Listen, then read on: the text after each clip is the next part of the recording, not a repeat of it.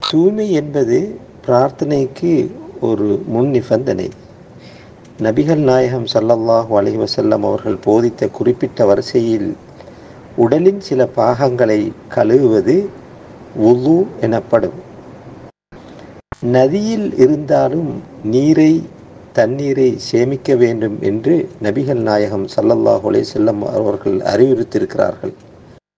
உலு செய்யும் போது தண்ணீரை வீணாக்கக்கூடாது என்று பரிந்துரைக்கப்படுகிறது.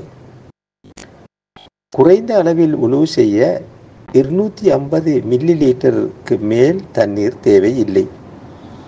தண்ணீரை சேமித்து எப்படி பிரார்த்தனைக்காக தூய்மை அடைவது என்று பார்ப்போம்.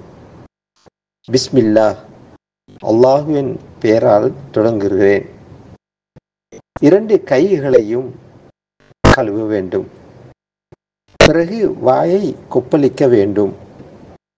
நாசிக்கு நீர் செலுத்த வேண்டும். பிறகு முகத்தை கழுவ வேண்டும். அதன் பிறகு வலது கையை நகங்கள் முதல் முழங்கை வரை கழுவ வேண்டும்.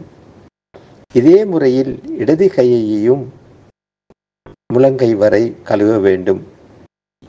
உங்கள் தலை மற்றும் உங்கள் காதுகளை சுற்றி தண்ணீரை தொட்டு துடைக்க வேண்டும். பிறகு உங்கள் வலது பாதத்தை காலை கழுவ வேண்டும். பிறகு இடது பாதத்தை கழுவ வேண்டும். ஒழு செய்து முடிந்த பிறகு 2 சாட்சியங்களையும் ஈமான் இஸ்லாத்தின் கடமையாகிய ஷஹாதத்தைன் என்கின்ற 2 சாட்சியங்களையும் உச்சரிக்க வேண்டும். நன்றி. தொழுகைக்கான அழைப்பை கேட்க அல்லது குர்ஆனின் முதல் அத்தியாயத்தை கேட்க அல்லது இஸ்லாத்தின் 5 அடிப்படைகளை அறிய அல்லது ஒழுவின் படிகளை அறிய பின் உள்ள பொத்தானை கிளிக் செய்யவும் அல்லது முதன்மை பக்கத்துக்கு திரும்ப முகப்பை அழுத்தவும். நன்றி.